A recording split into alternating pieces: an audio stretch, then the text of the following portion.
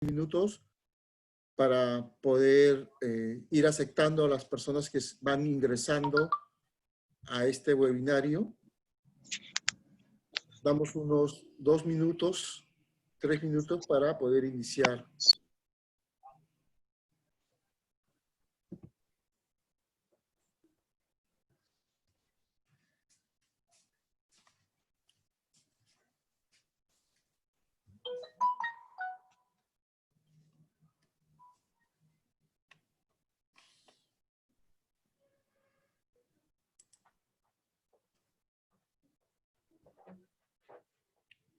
¿Funcionó el auricular?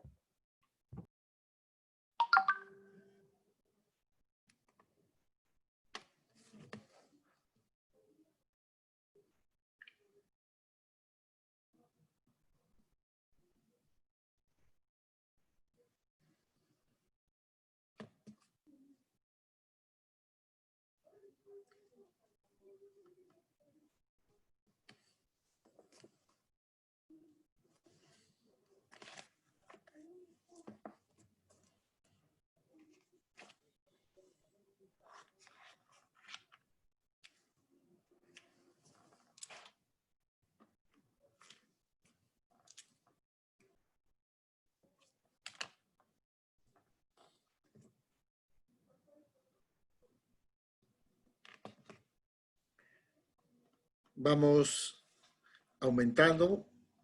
Tengo en el registro 349 participantes, 350 ya. Y van subiendo mientras pasan los minutos.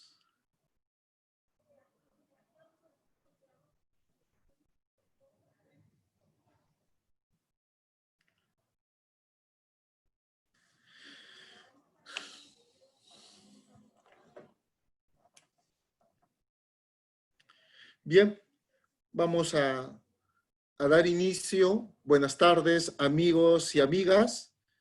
Buenas tardes a todos ustedes.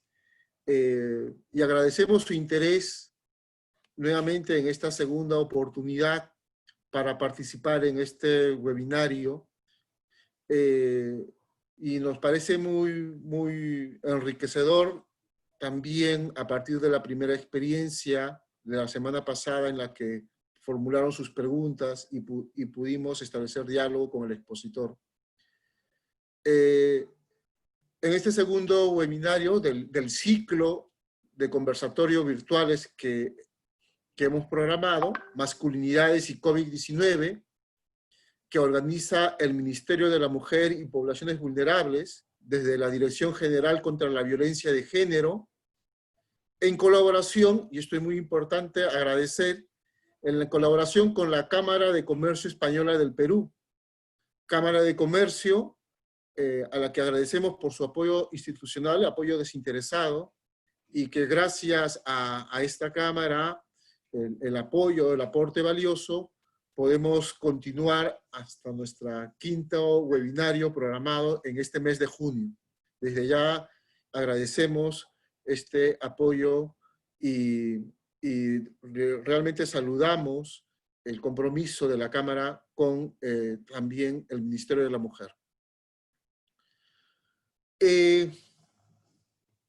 Me toca también un poco preguntarnos, responder a la pregunta es ¿por qué un webinario sobre masculinidades y COVID-19? Creo que es muy importante que en este tiempo de crisis, en este tiempo, algunos llaman de nueva normalidad, ¿verdad? Nos preguntemos qué desafíos, qué tensiones surge o aparece respecto a las prácticas masculinas, a las relaciones que tenemos los hombres con las mujeres, inclusive con las personas de nuestro propio género.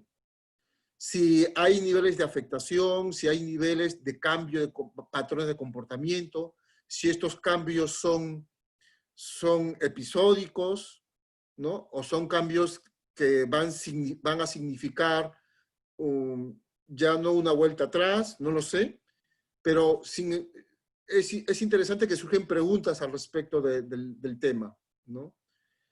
y algunos señalan que si está en cuestión las prácticas o los roles tradicionales de los hombres, y en todo caso, qué cosas estaría en cuestión en relación, por ejemplo, a los mandatos de género, en relación, por ejemplo, a las formas de cómo los hombres estamos conviviendo en esta cuarentena, ¿no?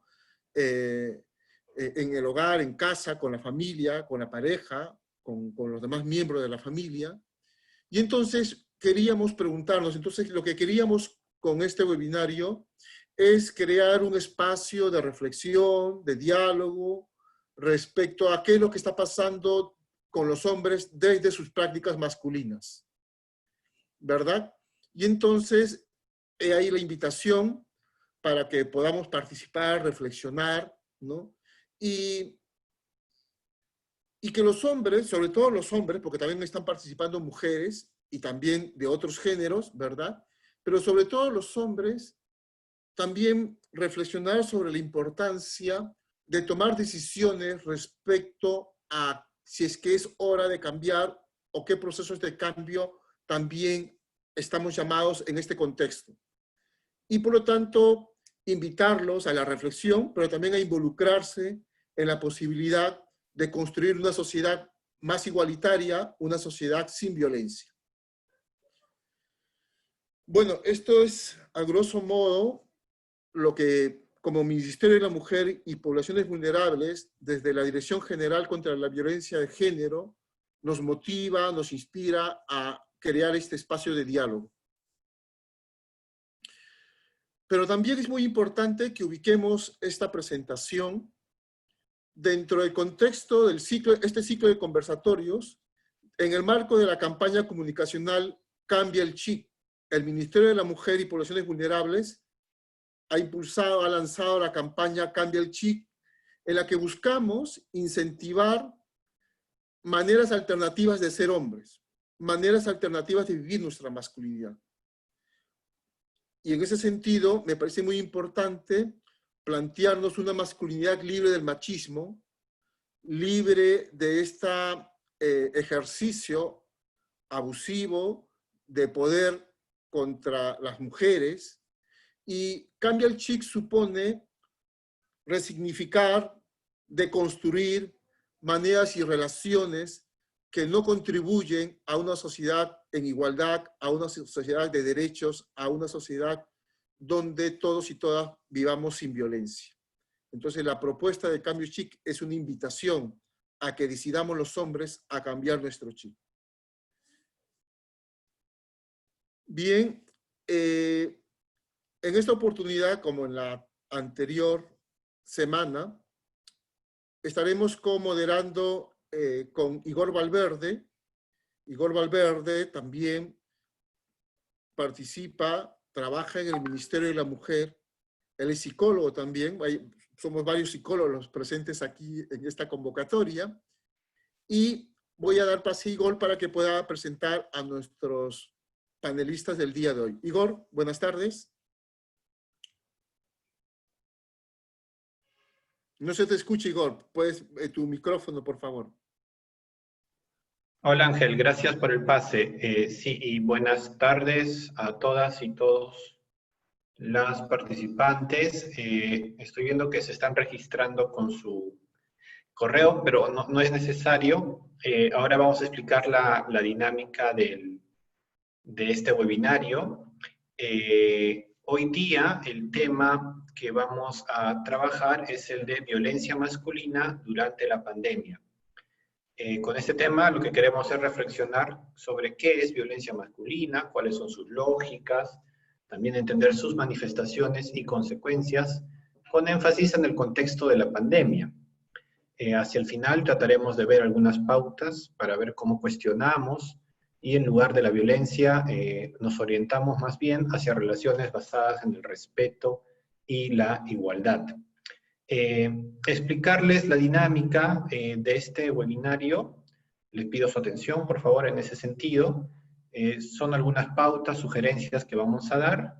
Primero que vamos a iniciar con la exposición de uno de nuestros ponentes hoy, Él va a hablar durante unos 30 minutos, luego vendrá la exposición, o más bien la respuesta, comentarios, reacciones de nuestro segundo panelista, que durante unos 10 minutos podrá dar sus observaciones e iniciar el diálogo.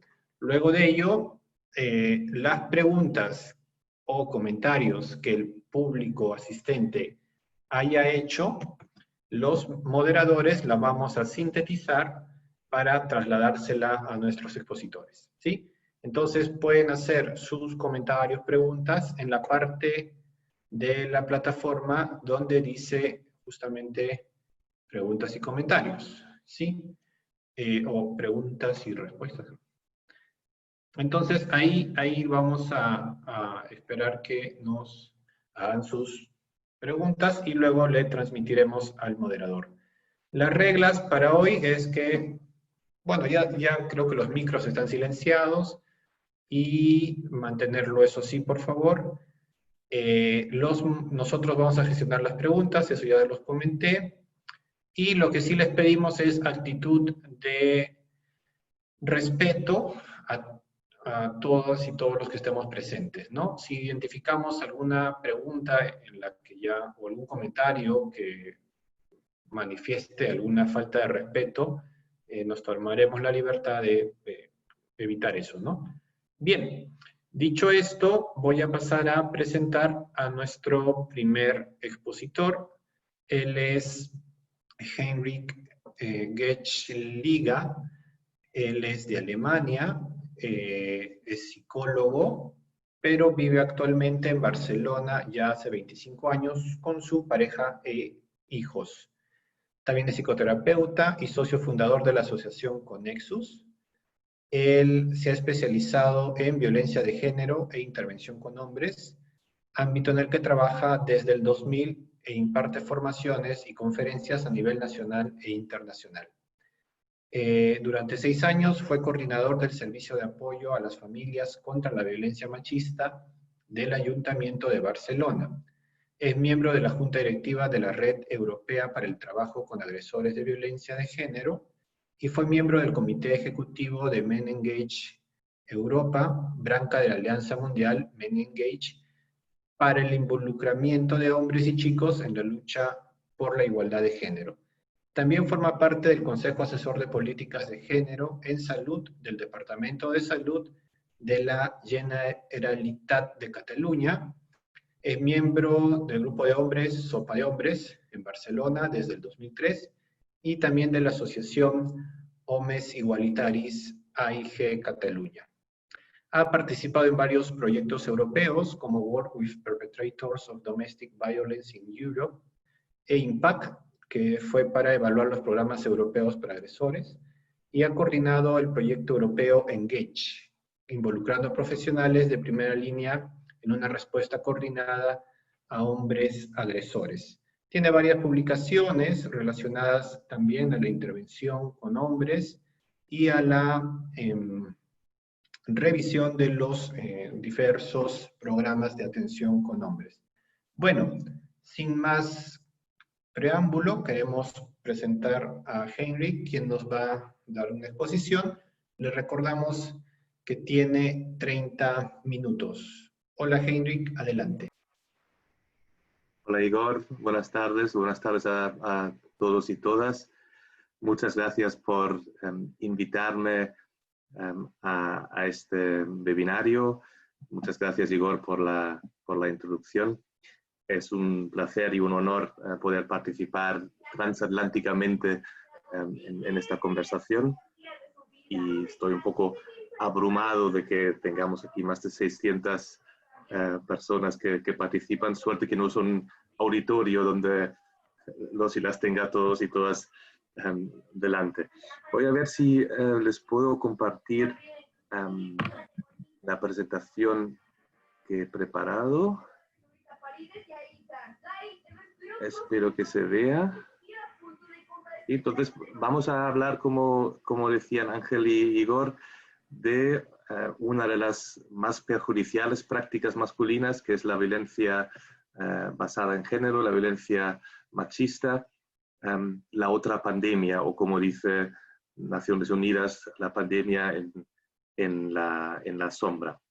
Vamos a dar una breve introducción a la violencia masculina, la violencia de género, para luego, sobre todo, centrarnos en cómo está relacionada esta violencia con la identidad, la creación de la identidad masculina, con un modelo tradicional de la masculinidad, y finalmente ver cómo se afecta este binario, esta relación por la situación actual del confinamiento del coronavirus.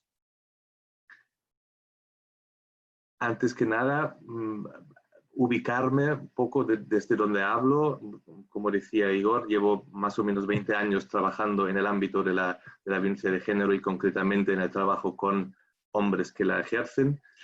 Actualmente trabajo en una asociación que se llama Conexos en Barcelona, donde nos dedicamos básicamente a 3 grandes ámbitos de actuación. Por una parte, la atención a las personas a través de diferentes programas, la mayoría relacionados con la violencia machista o violencia familiar, también violencia filioparental y también violencia en parejas LGBTI. Otro gran ámbito de nuestra actuación es la formación, cursos sobre estos temas, sobre nuestras especialidades, talleres de prevención de violencia, charlas, conferencias como esta. Y el tercer gran ámbito es la investigación desde una perspectiva de género sobre temáticas muchas veces relacionadas también con la violencia, y algunos de los proyectos los ha mencionado ya antes Igor en su introducción. Y tenéis la página web para más información. ¿Qué es la violencia basada en género o la violencia masculina o machista? He cogido esta definición que me parece muy interesante del marco conceptual publicado por el Ministerio de la Mujer, y define la violencia basada en género como cualquier acción o conducta basada en el género que cause muerte, daño o sufrimiento físico, sexual o psicológico a una persona, tanto en el ámbito público como en el privado. Y añade, y eso la hace especial, esta idea de la interseccionalidad, es decir, de que esta violencia puede ser agravada por otras discriminaciones provenientes, por ejemplo, ¿no?, de la discriminación por raza, clase, identidad sexual, edad, etnia, etc. Eso creo que es un aspecto interesante de esta definición, que no está en todas las definiciones de la violencia basada en género. En España hablamos de violencia de género. Hay gente que prefiere hablar de violencia masculina o machista para dejar más claro quién es el agresor y quién es la víctima. Este documento lo he encontrado también en la página web del Ministerio, que explica en términos como muy claros y básicos los diferentes tipos de la violencia basada en género, donde nos encontramos la violencia física, que quizás es la más evidente, la más fácil de detectar, y evidentemente con consecuencias graves, pero igual de graves sabemos que son las consecuencias de la violencia psicológica, que a veces no es tan aparente, no es tan fácil de detectar, ni siquiera para las mujeres y niños y niñas víctimas. Todo tipo de agresión a través de las palabras, el desprecio, los insultos, las burlas, el control, las humillaciones, que van menoscabando poco a poco la autoestima de las personas víctimas. Luego hay la violencia patrimonial o económica, y como aspecto especialmente grave y humillante para las víctimas muchas veces, y como aspecto más escondido, violencia más escondida y más difícil también de reconocer por los agresores, la violencia sexual, que es cualquier acto sexual no deseada por la otra parte. Si miramos la magnitud de la violencia, podemos ver aquí un mapa después de un gran estudio de la Organización Mundial de la Salud, donde queda muy claro que por qué hablamos de la pandemia, ¿no? Porque es realmente una lacra social que afecta a todo el mundo, con variaciones en la prevalencia, en los porcentajes, ¿no? En las que las mujeres y los niños y las niñas la sufren, pero varían entre 1 de cada 4 a más o menos un 40%, 2 de cada 5 mujeres que la sufren en algún momento de su vida. Si vemos los feminicidios como expresión máxima, como punta del iceberg en la violencia, en Perú, según datos que he encontrado, entre los años 2009 y 2015 hubo casi 800 feminicidios, es decir, 9 mujeres cada mes murieron de promedio a manos de sus parejas o exparejas. En España tenemos datos desde el 2003 y más de 1000 mujeres fueron asesinadas por sus parejas o exparejas, que son 65 de promedio al año y más de 5 cada mes de promedio. Pero como decía, esta sola es la punta del iceberg. Si miramos otros tipos de violencia física, sexual o psicológica, vemos que en Perú, en el 2018, según la encuesta demográfica y de salud familiar, en el último año, 1 de cada 10 mujeres había sufrido violencia física por parte de su pareja o expareja y casi un 3% violencia sexual. Y si miramos la prevalencia a lo largo de toda la vida, es decir, ¿no? Cuántas mujeres en algún momento de su vida habían sufrido violencia, vemos que casi 1 de cada 3 había sufrido violencia física, casi un 10%, un 8% violencia sexual y casi un 60%, es decir, casi 2 de cada 3 mujeres peruanas habían sufrido violencia psicológica. En el gráfico de abajo podéis ver la evolución de las denuncias por violencia familiar hasta el 2018 y ha habido un aumento significativo. Cuando no ha habido cambios en la prevalencia, eso quiere decir que algo se está haciendo bien en Perú para que las mujeres denuncien más esta violencia. Ha habido en el año 2018 más de 220.000 denuncias por violencia familiar. Eso quiere decir 600 al día o 25 denuncias por hora.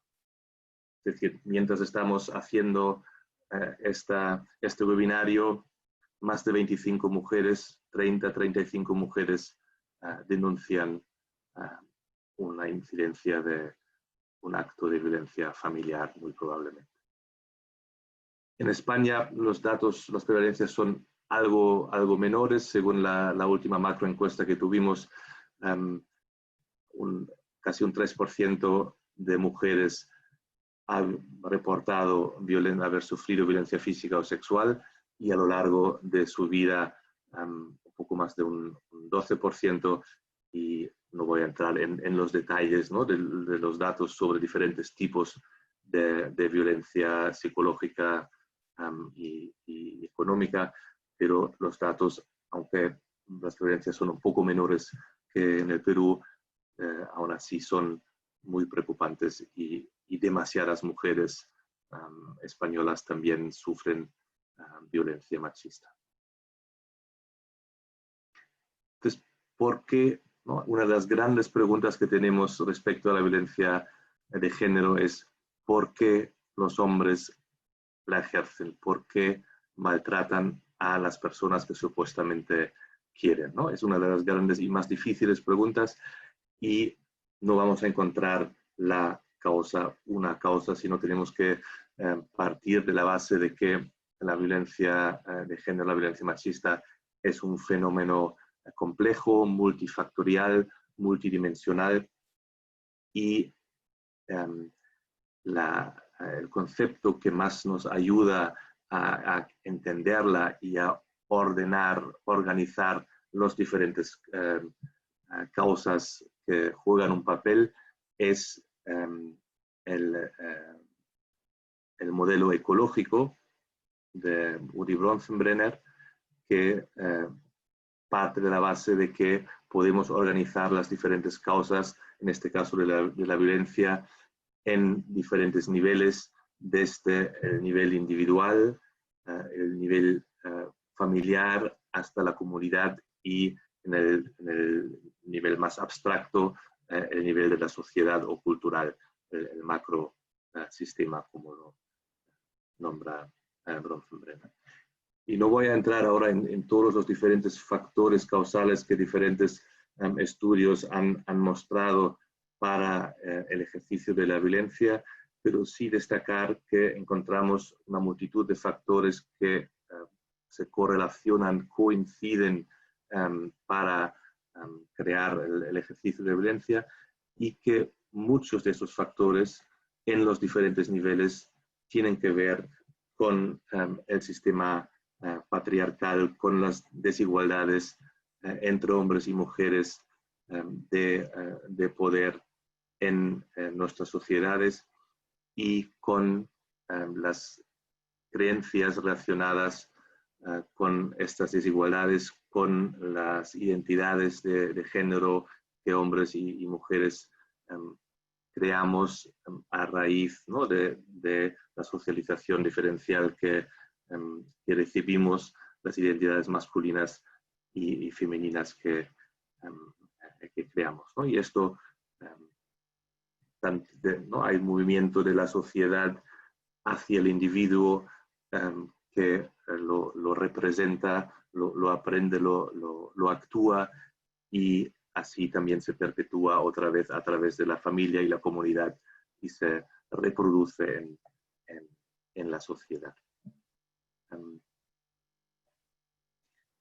Brevemente sobre las consecuencias de la violencia, porque eso es fundamental para entender la importancia de actuar, prevenir, transformar, ¿no?, tanto a nivel individual como a nivel colectivo y social, este tema, como antes decía Ángel.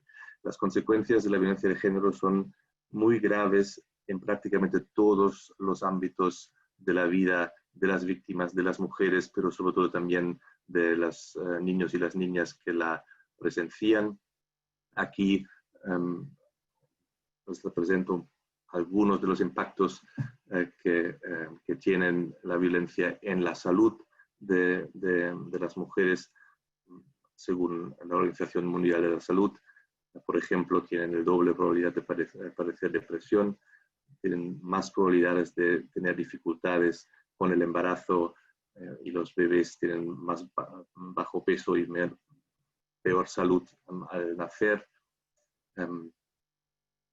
Muchas mujeres evidentemente padecen directamente lesiones por la violencia que reciben, y, como hemos visto antes, mueren, pero también la probabilidad de usar alcohol o otras sustancias para soportar el dolor que significa la violencia hace que hay una doble probabilidad de padecer trastornos del alcoholismo, y también un aumento muy grande de la probabilidad de contraer el VIH o otras infecciones de transmisión sexual.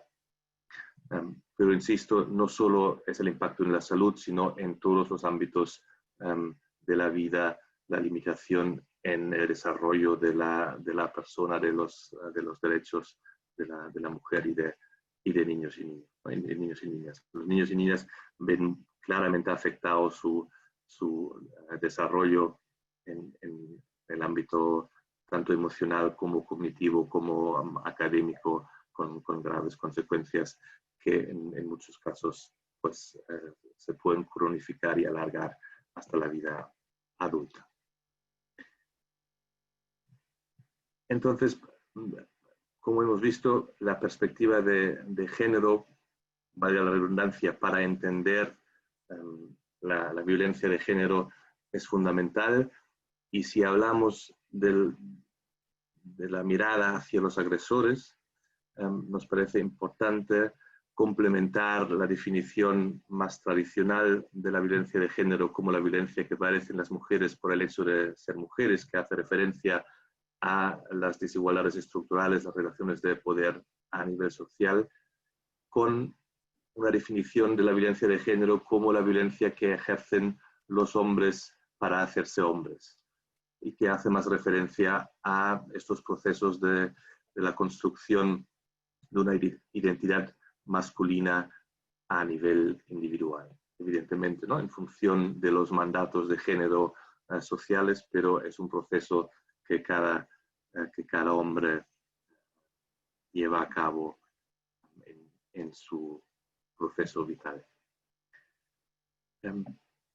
Para ver cómo funciona esto, qué es esto de la masculinidad tradicional y cómo aprendemos los hombres la masculinidad, para luego ver cómo se relaciona con el uso de violencia, os quiero explicar, compartir brevemente un ejercicio, una dinámica que utilizamos mucho en formaciones, que quizá algunos conozcan, que aprendí de Roberto Garra, un compañero de México que lleva muchos años también trabajando en estos temas, y que va sobre el aprendizaje de la masculinidad. Y la pregunta que hacemos es, ¿qué hacemos los niños primero, los adolescentes luego y los hombres adultos por último, para demostrar que somos hombres de verdad, para formar parte del club de los hombres? Invitamos a los hombres a una reflexión individual para luego ponerlo en común, ¿no? Y las instrucciones para los hombres son estas: cuando era niño, ¿qué hacía para demostrar que era un hombre de verdad? Cuando era adolescente, ¿qué hacía para demostrar que era un hombre, para formar el club? Y en la actualidad, como hombre adulto, ¿qué hago para, ¿no?, demostrar que soy un hombre? Y si hay mujeres en el grupo, la pregunta es, cuando era niña, ¿qué hacían los niños a mi alrededor, hermanos, amigos, compañeros de clase, para demostrar que eran hombres, ¿no? Y así consecutivamente. Y luego hacemos un recuento en el grupo y les comparto uno de los últimos, los resultados de uno de los últimos grupos, y salen cosas como estas, ¿no? En la edad de los niños, juegos de competición, juegos simbólicos típicos de niños, mostrar fuerza, valentía, uso de la violencia, no hacer las tareas de casa, no demostrar debilidad o emociones, jugar al fútbol, proteger a las niñas por una parte, pero insultar a las niñas por otra, ¿no? Estar orgullosos del cuerpo. Luego, como adolescentes, hacerse el fuerte o el valiente, hacer comentarios sexuales como las mujeres, conductas de riesgo, la chulería, la homofobia, emborracharse o utilizar drogas, intentar ser líderes, competir, no mostrar emociones, tomar la iniciativa respecto a la pareja, sigue no hacer las tareas domésticas, y también gamberismos como, ¿no?, los eruptos, el escupir, etc. Y como adultos también, ¿no?, gestos violentos, la brusquedad, la poca expresión emocional, la división de tareas y roles rígida, el rol de proveedor o el éxito laboral como un tema importante, los deportes, el demostrar la potencia sexual, la burla de la emocionalidad, o las conversaciones poco personales, poco íntimas, ¿no? Y para lo que nos sirve de alguna manera este ejercicio es que lo que se puede ver es que hay como unos hilos conductores, hay como unos temas que se tienden a repetir en, ¿no?, las diferentes etapas del desarrollo como hombre, y que podemos decir que son los pilares, o al menos algunos de los pilares de esta masculinidad más tradicional. Como puede ser el tema de la fuerza, el tema de la competencia, el tema de la actividad sexual, los riesgos, el no mostrar emociones o debilidad, etc., ¿no? Y así podríamos definir este modelo tradicional. Una de las posibilidades de definir el modelo hegemónico de la masculinidad tiene que ver con esta superioridad del macho. Es decir, somos diferentes a las mujeres y somos mejores. Esta es la idea. La posesión de la pareja de hijos e hijas, la identidad muy basada en la fuerza, en el rendimiento y en la competición en todos los niveles, a nivel profesional, a nivel sexual, en los deportes.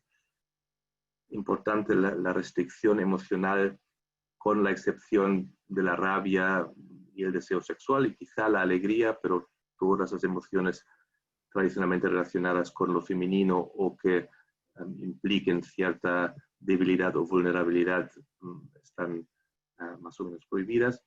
Y luego la aceptación de la violencia como método, como para resolver los conflictos, ¿no? Eso está permitido a los hombres. Entonces, si miramos este modelo, nos lleva a lo que Kaufman llama la tríada de violencia de los hombres, donde tenemos por una parte la violencia de género, la violencia contra mujeres y niños y niñas, las violencias machistas, abusos sexuales y maltrato infantil. Como segunda violencia, la violencia contra otros hombres. De hecho, los hombres son el 90% tanto de los agresores como de las víctimas de todos los demás tipos de violencia, menos, ¿no?, la del ámbito de la pareja o de la familia. Y los detenidos por delitos y faltas y la población reclusa, ¿no?, al menos en España, y me imagino que en Perú los datos no serán muy diferentes, son en más de un 90% varones. Y luego está, por último, la violencia contra nosotros mismos, ¿no?, que va desde las conductas de riesgo, los accidentes de tráfico, el consumo de sustancias y hasta los suicidios, ¿no?, donde las mujeres hacen más intentos, pero los hombres nos matamos más a nosotros mismos. Entonces, ¿cómo nos explicamos la relación entre este modelo tradicional de la masculinidad con la violencia? Os propongo, según la experiencia que tenemos con el trabajo con los agresores, 4 vías, 4 conexiones entre la masculinidad tradicional y el uso de la violencia. Esta es la más burda, la más clara, la más evidente. Es que algunos hombres creen que tienen derecho a este poder y esta posición de superioridad respecto a sus parejas en concreto, las mujeres en general, que tienen derecho a exigirles unos servicios, desde domésticos a sexuales o incluso emocionales, a sus parejas, y que tienen derecho a utilizar la violencia para obtener o mantener esta posición de poder, estos privilegios y estos servicios. Pocos hombres hoy en día en España dirían esto explícitamente, pero si analizamos, ¿no?, los diferentes episodios de violencia con los hombres, detrás nos encontramos muchas veces esta lógica todavía. Otra vía, digamos, que conecta la masculinidad tradicional y la violencia en nuestra experiencia en el trabajo con los hombres es la violencia como reacción a una amenaza percibida en su identidad masculina.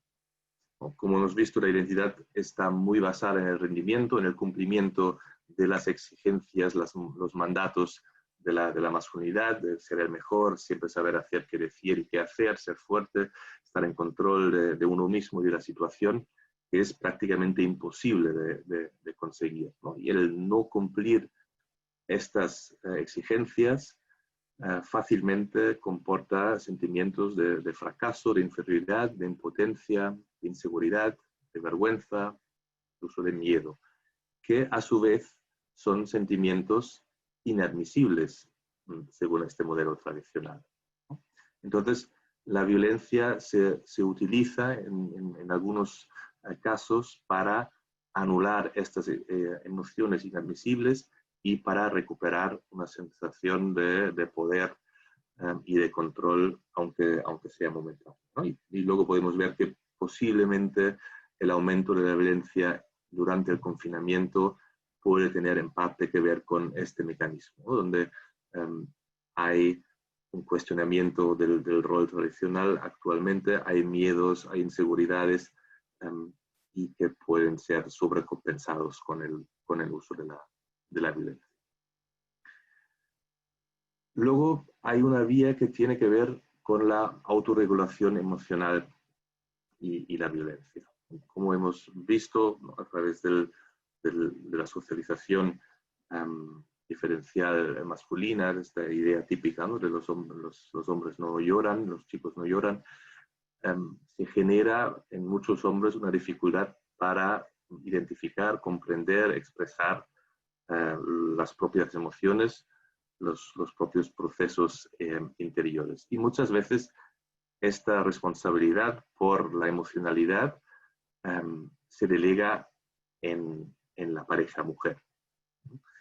Y este mujer perro ordenador es un recordatorio para mí para explicarles una anécdota que me queda muy grabada de uno de los primeros grupos que hicimos con agresores, en el cual más o menos a medio grupo, después de 2-3 meses, uno de los hombres, un hombre joven, nos explicaba en el grupo, en el check-in que hacíamos al principio de cada grupo, que por una parte estaba contento porque con su mujer las cosas iban mejor, no habían tenido más conflictos, no había ejercido violencia con ella, pero por otra parte estaba preocupado porque había dado unas patadas al perro y explicaba cómo el perro se le había meado en el sofá.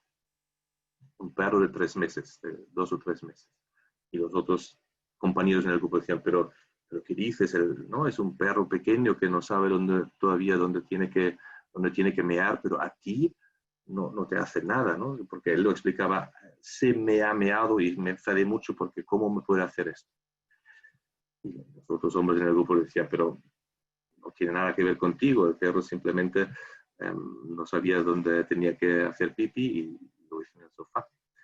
Y yo en este momento recuerdo que decía, uy, esto a mí me pasa con mi ordenador.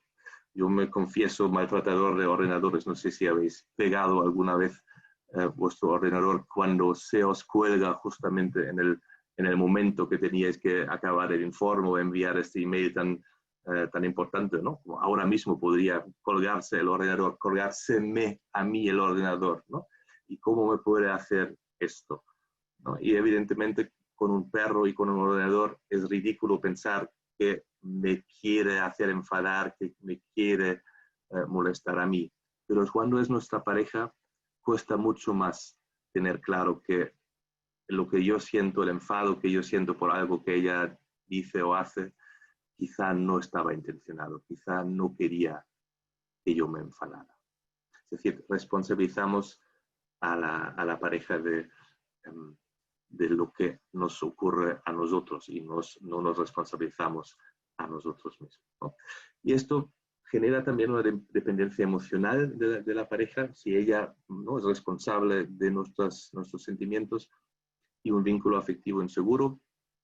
Muchas veces los celos y el miedo a ser abandonado y la violencia en estos casos es como un intento de regularse a través de la otra, ¿no?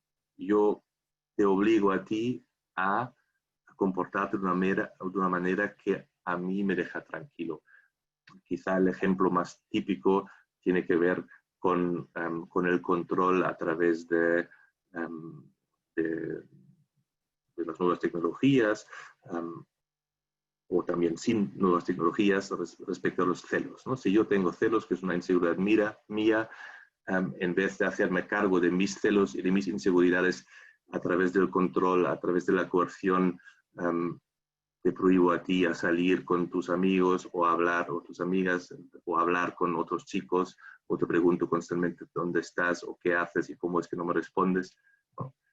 Utilizo el control para quedarme tranquilo en vez de hacerme responsable a mí de mi inseguridad y de mis celos.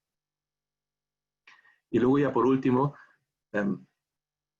la masculinidad lleva al uso de la violencia también a través de cómo propone que construyamos el otro o la otra, ¿no? y como decíamos antes, muchas veces entendemos la pareja como un objeto, como extensión de nosotros mismos y no como legítima otra, concepto que nos hemos prestado de Humberto Maturana, que no quiere decir otra cosa que un otro o una otra con una vida interior propia, diferente a la mía, pero equivalente, que no vale ni más ni menos.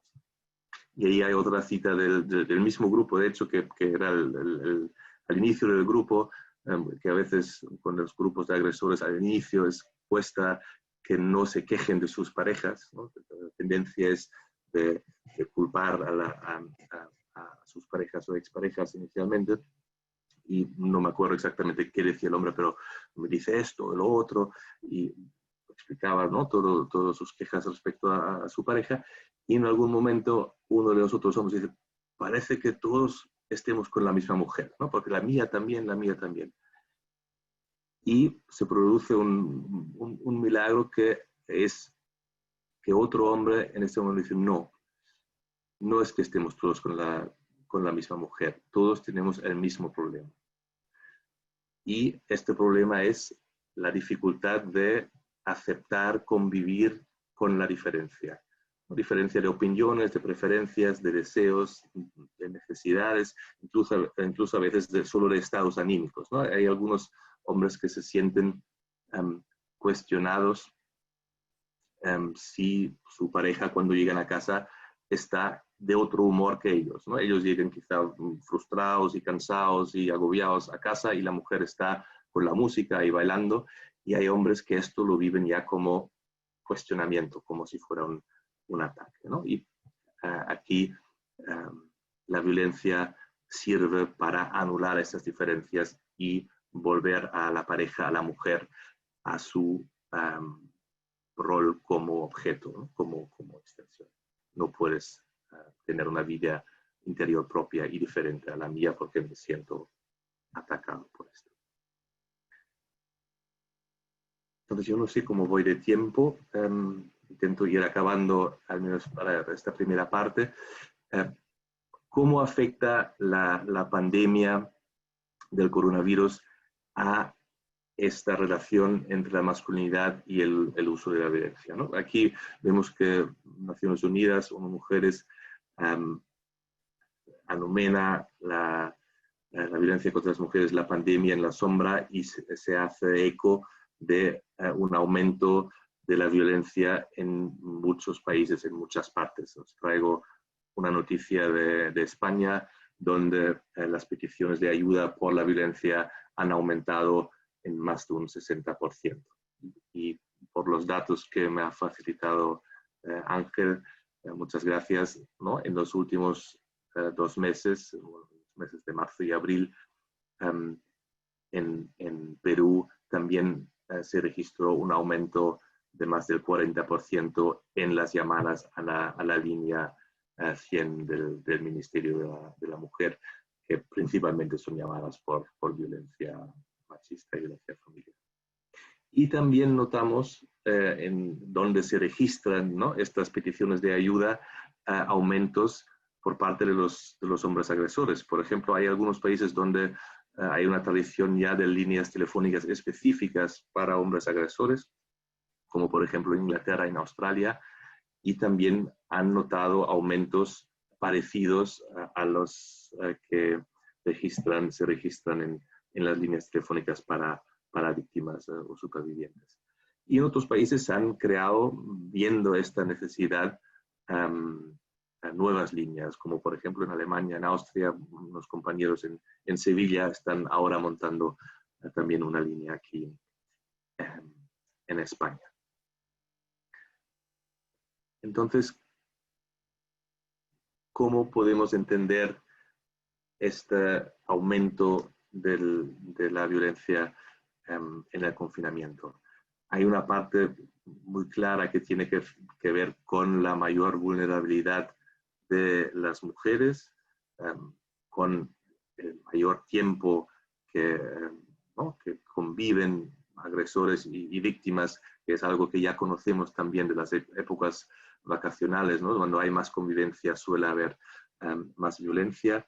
Hay una dificultad clara también de las víctimas a tener acceso al apoyo, ya sea informal a través de familia, amigos y amigas, ya sea institucional. Pero también hay una afectación, hay una influencia en, ¿no?, esta relación que hablábamos antes entre la masculinidad y el uso de la violencia.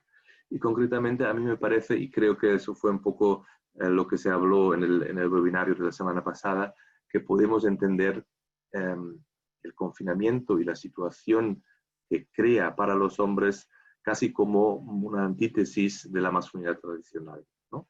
Donde la masculinidad tradicional impulsa, digamos, a los hombres a la vida pública y al trabajo productivo, que o por el confinamiento o por la pérdida del trabajo está muy limitado para muchos hombres. En cambio, la vida privada, el trabajo reproductivo y los cuidados se vuelven esenciales, y eso, ¿no?, suele ser una de las dificultades principales respecto a la transformación de los hombres, ¿no? El asumir su parte, digamos, en el trabajo reproductivo, en los cuidados. Y por otra parte, lo que decíamos antes, el saber qué hacer, el controlarse uno mismo y controlar la situación, el prever las cosas, se ha vuelto prácticamente imposible, y esto crea vulnerabilidad y miedos no solo a la misma enfermedad, sino también a las consecuencias y a la situación laboral, económica, etcétera, en esta situación. Y como decíamos antes, ¿no?, puede que estos sentimientos inadmisibles, difíciles de regular para los hombres, pues aumenten el riesgo, aumenten la probabilidad de que ejerzan violencia. Y por otra parte, puede también ser que los hombres se ven más empoderados por esta situación del confinamiento, porque una de las estrategias muy típicas, ¿no?, de los agresores, que es el aislamiento de las víctimas de su entorno, ya les viene dado, ¿no?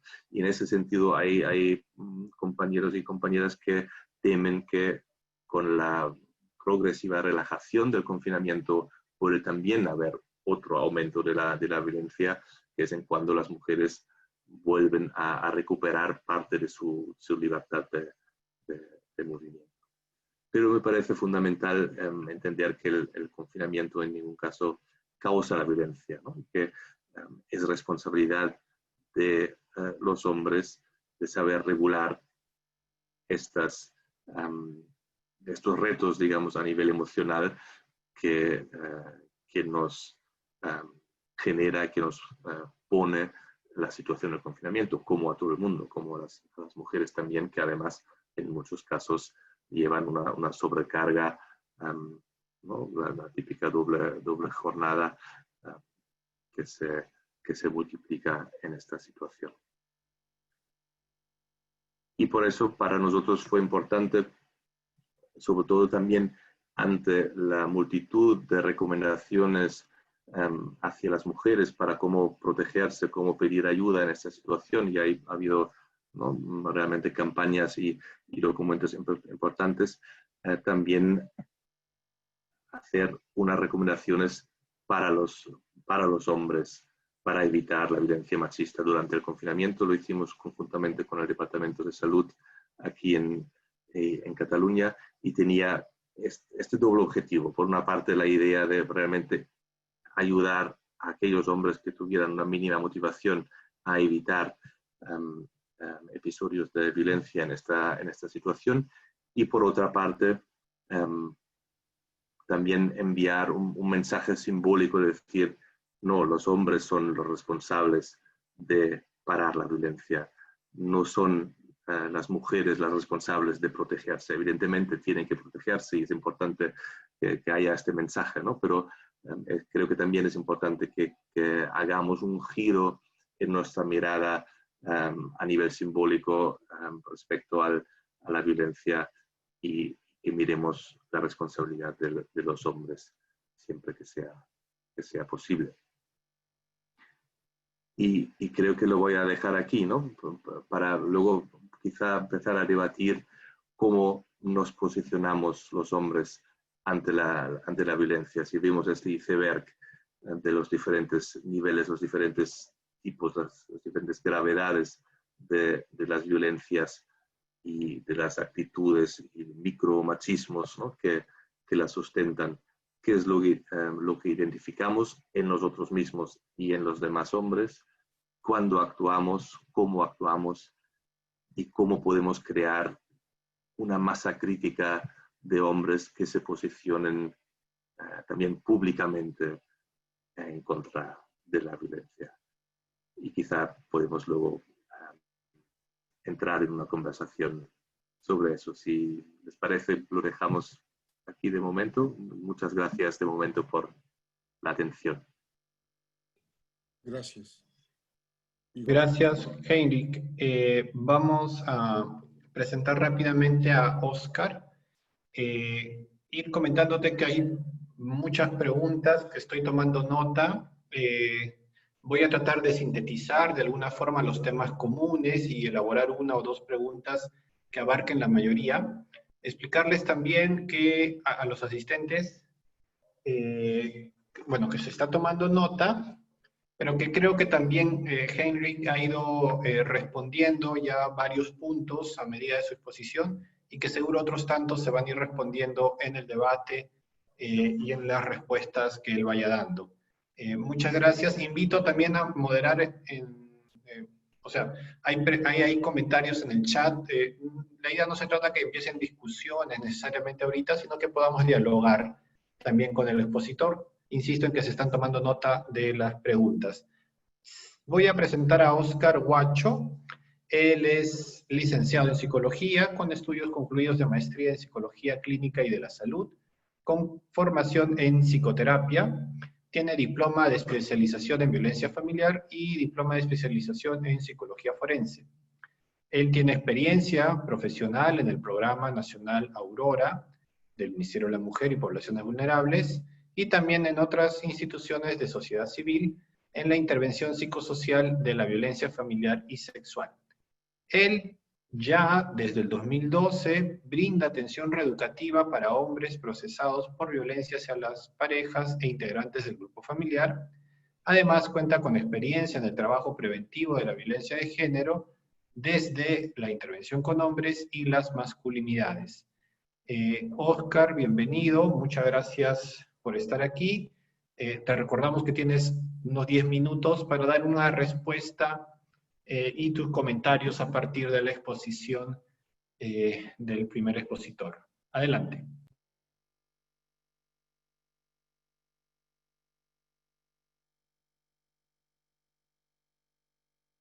Oscar, tu micro. Muy bien. Buenas tardes con todas y todos. ¿Me escuchas? ¿Me escuchan? Sí. Sí. Perfecto. Muchas gracias. Primero agradecer la invitación de la Cámara de Comercio de España para compartir este webinar, y también la invitación de la Dirección de la Violencia contra el Género.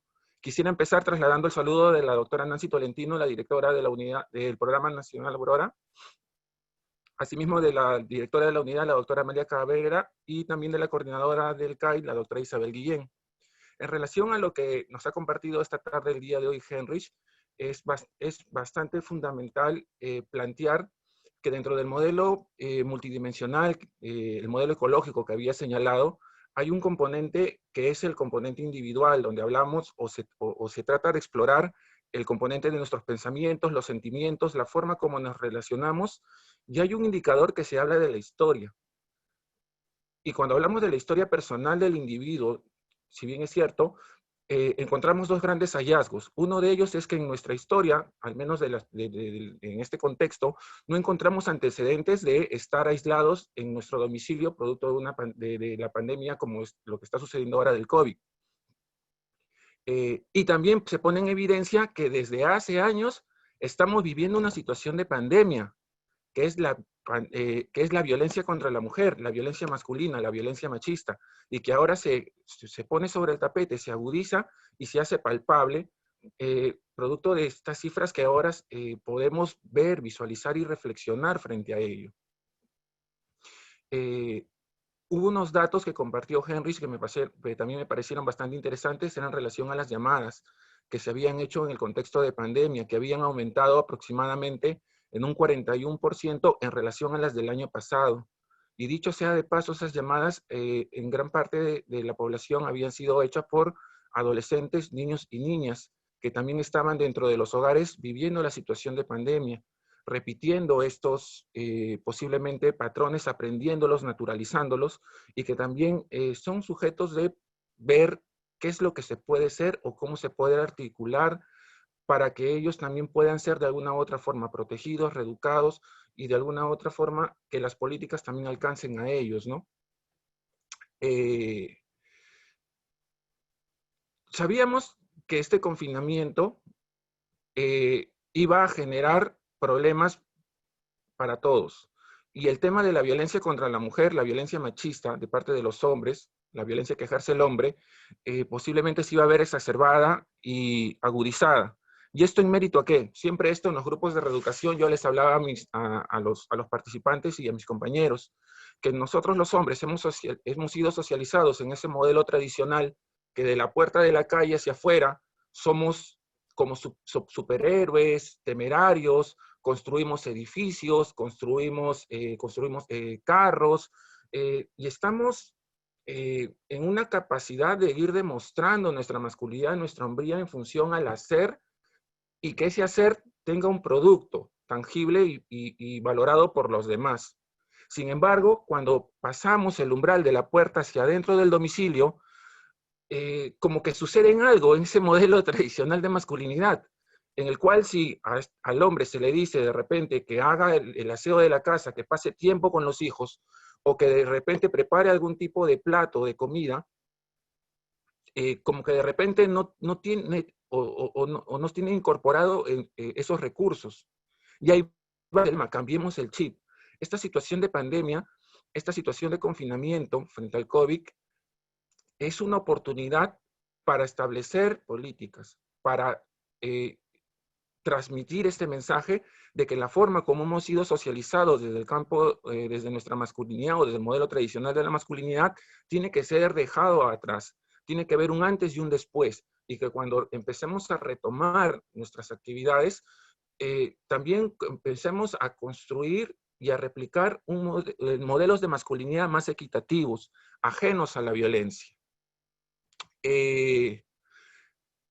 Dentro de las políticas que el programa Aurora había o se encuentra realizando a través del decreto 1470, que establece medidas para garantizar la atención y protección de víctimas de violencia de mujeres e integrantes del grupo familiar en el contexto de emergencia sanitaria, algunos servicios se han mantenido activos. Entre ellos se encuentra el servicio de la línea 100, los servicios de atención urgente, los servicios itinerantes, para atender justamente a aquellas mujeres que están viviendo una situación de violencia. Pero a ello se ha agregado o se ha fortalecido otros servicios para llegar justamente a los hombres que están confinados, que están en riesgo de ejercer violencia contra la pareja, para que tengan un espacio de intimidad para ser escuchados y exponer su situación, y de alguna u otra forma también recibir recursos psicológicos para que ellos puedan de alguna u otra forma gestionar su tiempo, aprender, incorporar habilidades y poco a poco ir sabiendo qué es lo que van a hacer en esta medida de aislamiento. Esta estrategia es la estrategia de acompañamiento psicológico a varones a través de la línea 100, en la cual los hombres llaman a la línea 100 y se reportan de repente una situación de conflicto que están atravesando y se inscriben para que el profesional de psicología pueda llamarles a ellos y hacerle un acompañamiento psicológico. Este acompañamiento con perspectiva de género, enfocado a la detención de la violencia, a que asuman las responsabilidades y que establezca relaciones equitativas. Paralelo a ello, también se ha aperturado el CHAP 100, que a través de cualquier ordenador entran a la página del Programa Nacional Aurora o escriben el CHAP 100 y también pueden recibir apoyo y acompañamiento y orientación para ellos. Y bueno, desde nosotros los profesionales que estamos trabajando con los hombres directamente, fuimos tomando conocimiento y contacto con ellos, y ellos decían, mire doctor, mire licenciado, mire psicólogo, estamos cumpliendo la medida de aislamiento, estamos en la casa, pedían información sobre cómo protegerse, pero también pedían información de qué cosas o qué actividades podrían hacer, ya que producto de la socialización y el aprendizaje del modelo tradicional de masculinidad, que les ha dicho que en la calle qué actividades pueden hacer, pero en la casa como que se sentían o se sienten limitados y no sabían cómo administrar el tiempo, cómo relacionarse con sus hijos. Tenían la intención de hacerlo, pero no sabían cómo tener un acercamiento, porque esta medida de confinamiento de 24/7 muchas veces les caía de sorpresa tanto a la pareja como a los niños y niñas, y los veían a ellos como alguien extraño. ¿Qué pasa? Que el modelo que mi papá, yo a veces lo veía 1 o 2 horas al día conmigo, pero ahora lo veo todo el día. Y como que, ¿cómo me acerco? Y estos hombres también tenían esa situación.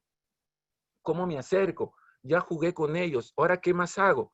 Entonces, a través del Programa Nacional Aurora y esta línea de acompañamiento, que en la actualidad hay cerca de 1,800 personas que están participando en esta estrategia, se les ha alcanzado algunos materiales, se les ha alcanzado algunos TICs para que ellos puedan asumir responsabilidades, involucrarse desde el respeto, realizar actividades con las parejas y de alguna u otra forma se empapen, reafirmen y refuercen ese compromiso con la no violencia.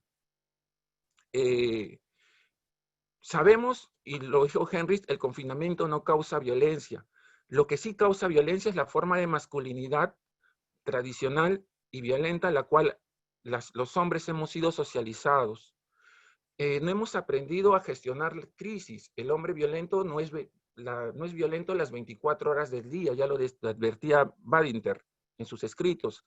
Decía que el hombre ejerce violencia cada vez que hay una crisis en su identidad del ser hombre basada en el modelo tradicional y que a falta de recursos hace un uso y abuso de la violencia para justamente mantener ese distanciamiento, ese cisma de género y que él siga reforzando sus privilegios y mantenga esta posición de poder. Entonces, este tema es bastante relevante e importante porque nos permite entender qué es lo que, cuál es la problemática de la violencia de los hombres que están pasando en esta etapa de confinamiento. También ponen advertencia de que ahora los hombres, si bien es cierto, ya no están en los espacios públicos, pero ahora su espacio de refugio son las redes sociales, el Facebook, el WhatsApp, el Internet, y es ahí donde también es un espacio que ha sido de repente o debería ser sujeto de investigación, de atención, para comenzar a transmitir mensajes, para hacerle el acercamiento a los servicios, para que ellos de alguna u otra forma puedan informarse, empaparse, darles la invitación para que ellos de alguna u otra forma empiecen a asumir compromisos para el rechazo de su violencia. Asimismo, Henry, agradezco por la participación, es primera vez que estoy con él, pero sé que él participó en el modelo de revisión de los programas de intervención en la Unión Europea de los hombres. Y muchos de estos programas, ese estudio puso en evidencia lineamientos para la mejora de la calidad de intervención de los programas con los hombres. Y ese es un desafío para nosotros. Por ejemplo, yo actualmente también trabajando para el CAI, hemos adoptado la modalidad telemática y la articulación es fundamental. La articulación no solamente del Programa Nacional Aurora, sino con el Poder Judicial, las comisarías, los centros de atención a la mujer y establecer políticas para también justamente velar por estos niños y niñas que están viviendo en el contexto de aislamiento. Y ese es el compromiso y la articulación que se viene o se está pretendiendo hacer.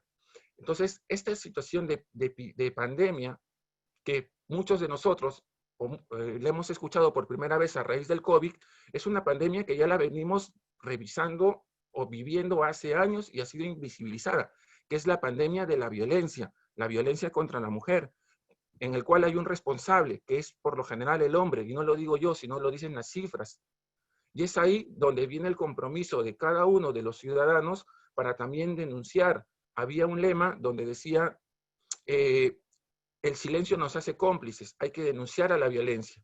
Aquellas personas que conocen o saben de un hecho de violencia, llamar y reportar a la línea 100. Asimismo, aquellos hombres y mujeres que de repente quieren algún tipo de orientación o información, están los servicios ahora de manera virtual, a través de la línea 100, a través del chat 100, para poder de alguna u otra forma canalizar, brindar la orientación y ver la forma como poco a poco nos vamos todos involucrando desde el rol que nos corresponde para atender y para poder gestionar estas situaciones, ¿no? Sé que el tema es bastante amplio y el tiempo también es, pero gracias por la invitación, gracias a Henry por haberme dado este espacio para poder compartir esta información, ¿no? Gracias, Oscar. Bueno, yo también quiero agradecerles a los dos por sus exposiciones.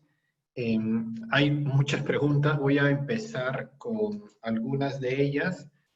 Antes también quería agradecer y resaltar la iniciativa de este ciclo de conversatorios. Se dio desde la Dirección de Asistencia Técnica y Promoción de Servicios con la directora Silvia Romero. Y bueno, gracias a ello se pudo organizar con las demás direcciones y con la Cámara de Comercio Española este webinario. Paso a 3 preguntas para Henry y también Oscar puede comentarlas. He tratado de acumular, espero que se logre al menos a la mayoría darle alguna pauta, alguna pista, ¿no? La primera sería así, en el marco del sistema patriarcal, lo que se está preguntando es, en principio, cómo entender este sistema patriarcal que normaliza la violencia y qué hacer frente a esta normalización. Normalización que se da a nivel social, por ejemplo, en medios de comunicación, normalización que se da en las pautas de crianza, cuando se asume que violencia es corregir o educar a los hijos, o también cuando se normaliza como amor romántico o como micromachismos en las relaciones de pareja. Entonces, ahondar un poco en el tema del sistema patriarcal, normalización de la violencia y sus manifestaciones. Segundo punto. Si la violencia de género es solo hacia las mujeres. En todo caso, si se da hacia los hombres, ¿cómo es? O sea, ¿cuáles serían esas manifestaciones de violencia hacia los hombres? Pero también aclarando quizás las confusiones que puede haber al respecto, ¿no? A veces se cree o bueno, desde algunos planteamientos, pareciera que ahora los hombres son más golpeados que las mujeres o más violentados. Sabemos que eso no es así, no podemos negar la violencia hacia los hombres, pero ¿qué confusiones surgen sobre ello? Y cuando se da, ¿de qué manera? ¿No? Un poquito para ampliar y tal vez resolver un poco las dudas. Y la tercera pregunta, que en alguna medida se ha expuesto, pero quizás para hacer énfasis es el cambio de los hombres agresores. ¿De qué depende o cuáles serían los puntos clave para que ocurra ese cambio? ¿No? Hasta ahí esos 3 puntos. Les vamos a dar 5 minutos, Henry, para ver si en 5 puedes contestar lo más posible. Quizás un par de minutos más. Igual Oscar, si tiene un comentario, también podría darse unos 5 minutos. Muchas gracias. Adelante.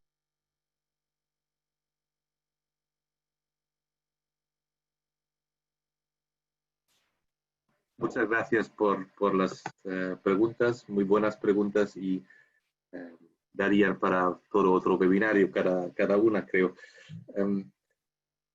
Sí, la normalización de la violencia dentro del sistema patriarcado creo que es uno de los retos más grandes.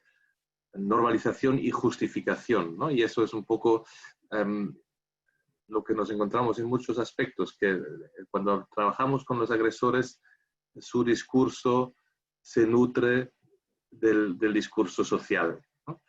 Y la normalización y la justificación de la violencia que observamos en el discurso de los hombres cuando trabajamos con ellos, pues refleja la normalización y la justificación que vemos en la sociedad patriarcal. Y por eso, para deshacer la normalización, es fundamental la visibilización, ¿no?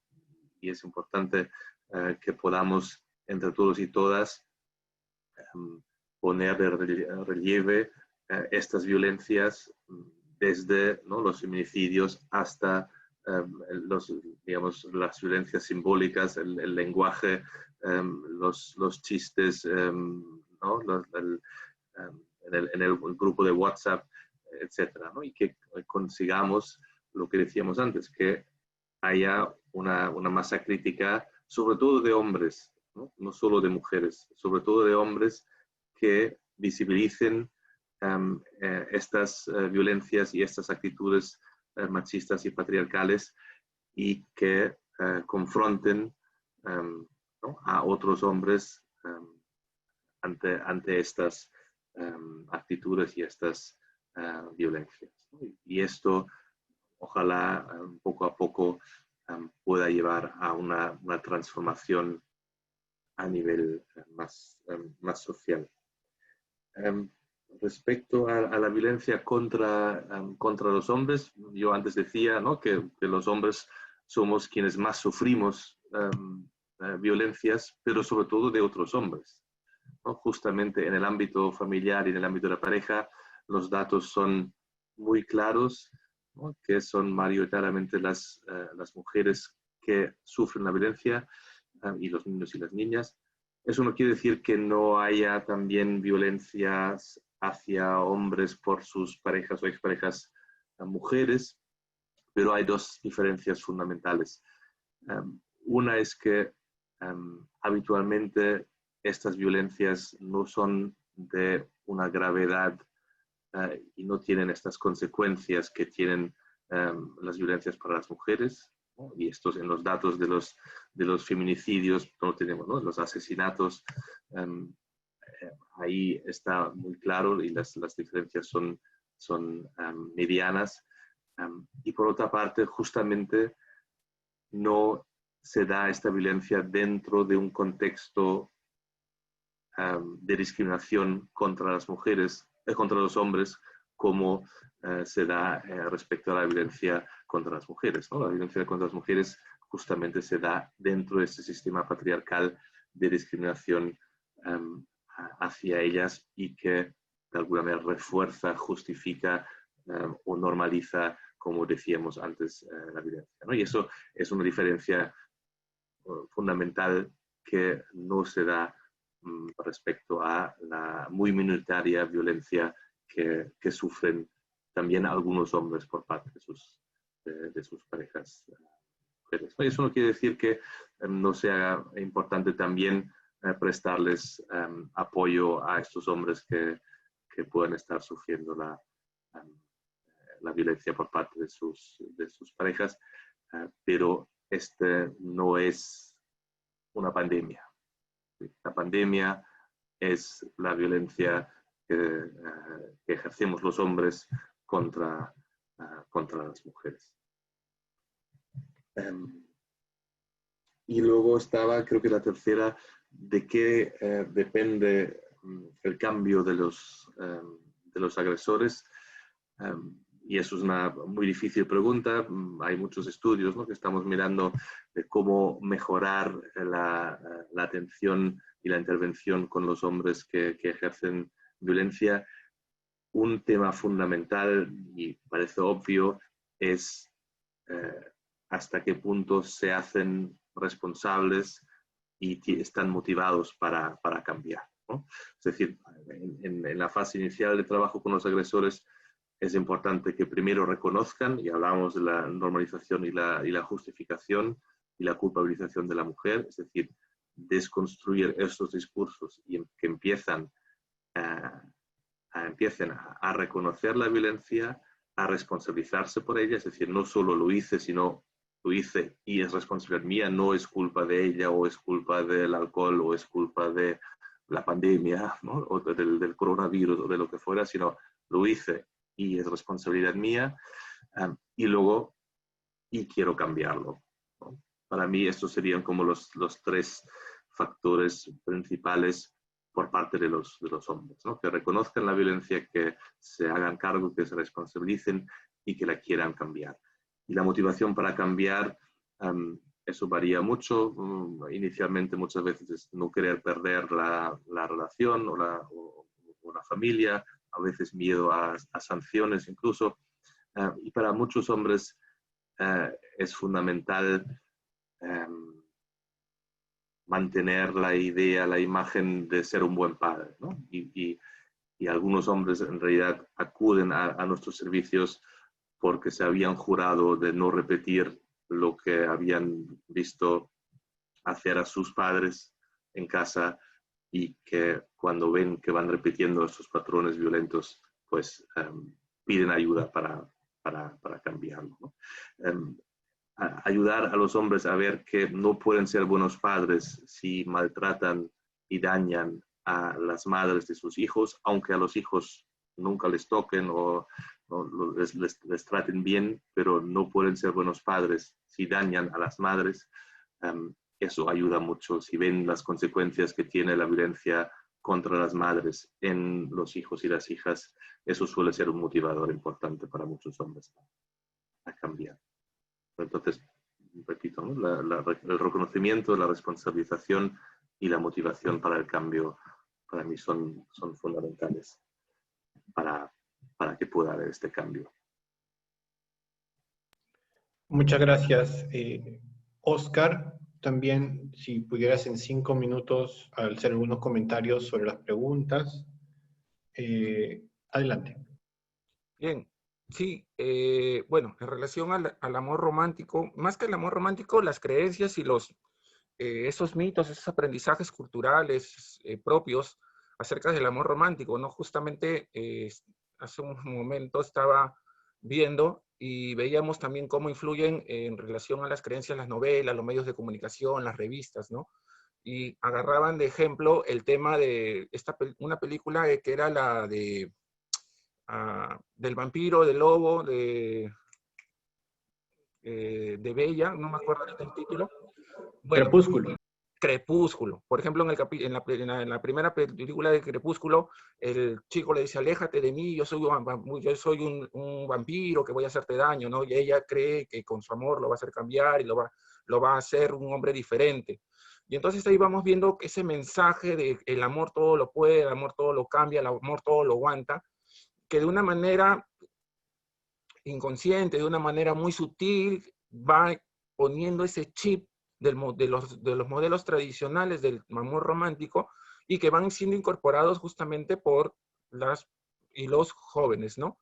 Entonces, ahí vendría una situación de ver cómo también, como una antítesis, qué mecanismos o qué políticas se podrían hacer justamente para trabajar esas creencias que ya se vienen haciendo. Por ejemplo, cuando tuve la oportunidad de revisar los programas de España, hay una fuerte tendencia del trabajo justamente de los adolescentes en etapa de enamoramiento, que lo venía desarrollando el IAN, el Instituto Andaluz de la Mujer.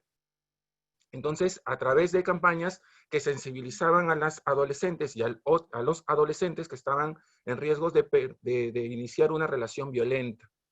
Respecto a la violencia de género, también lo había dicho Henry, acá estamos hablando de la violencia contra la mujer, que es el grueso de estadísticas, que superan más del 80% en casi todos los países.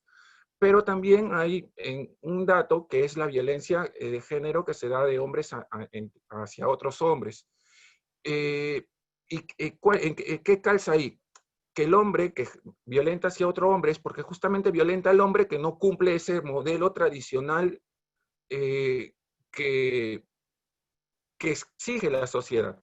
Por ejemplo, el no ser o no comportarse completamente viril, el no ser de repente de raza clara, el no de repente ostentar o tener un dinero. Entonces, a medida que no se acerca a este hombre al modelo tradicional, a lo que se espera que debe ser un varón, el proveedor, el que maneja la billetera, el que trabaja, el que tiene varias parejas, el que no es de color blanco, entre otras cosas, el que no habla bien el español, como ya lo hemos visto. Entonces, ese hombre que no se esmerja al modelo tradicional, los otros hombres lo van segregando, lo van aislando. Y eso es una forma de discriminación y es violencia. Entonces, eso también es sujeto de atención e intervención, ¿no? Incluido también ahí están los miembros de la comunidad LGTBI, y que en lo cual también desde el Estado se está estableciendo políticas, ¿no? ¿Y cuáles son los puntos clave para el cambio? Uno de los principales es que el hombre quiera cambiar, que el hombre que decida participar, del hombre empiece a hacerse responsable, que sea sincero consigo mismo. No es una intención de cambio prestado o una motivación muy endeble externa de que yo voy a cambiar para recuperar a mi familia. No, tiene que ser una situación donde él reconozca y se haga responsable de la magnitud de lo que ha hecho. El retornar a su familia no es una motivación, porque si no los operadores de los servicios no prestan atención, de repente puede ser una forma de seguir perpetuando los patrones de violencia.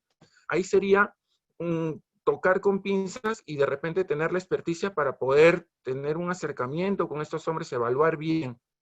Y redondeando lo que decía Heinrich, y estamos en el mes se celebran las paternidades. Una cosa es ser padre y otra muy diferente es ser buen padre. Entonces la idea es, ¿qué estamos haciendo nosotros los hombres, padres, o que estamos al cargo o al cuidado de otros menores para justamente llegar a esa categoría de ser buenos padres, desde los afectos, desde la presencia? Yo sé que hay webinars programados en relación a la paternidad y bueno, y seguro van a desarrollarlo con mayor amplitud. Gracias.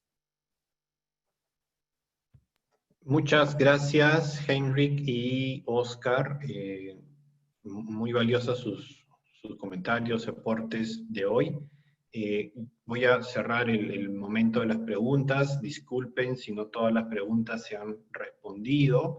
Vamos a continuar organizando este webinar para el siguiente viernes y 2 más, en el que quizás podremos dar más respuestas y acceder a poder también esclarecer algunas dudas que se han planteado hoy.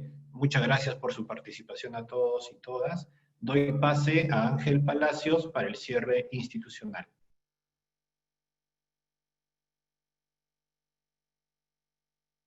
Tu micro, Ángel, no se escucha tu micro.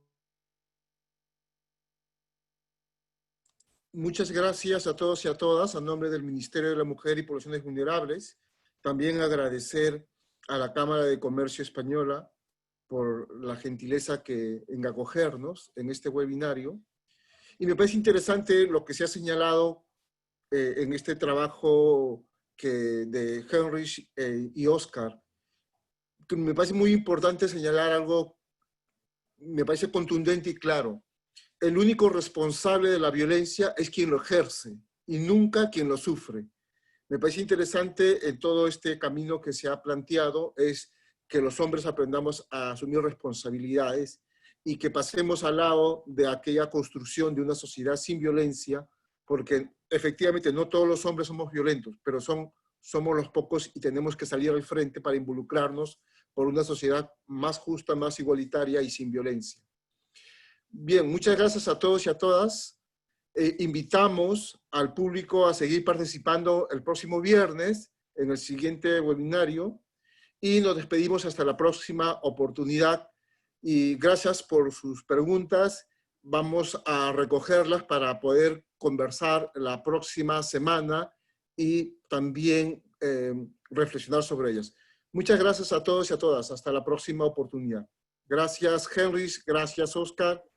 Gracias. A la Cámara de Comercio Española.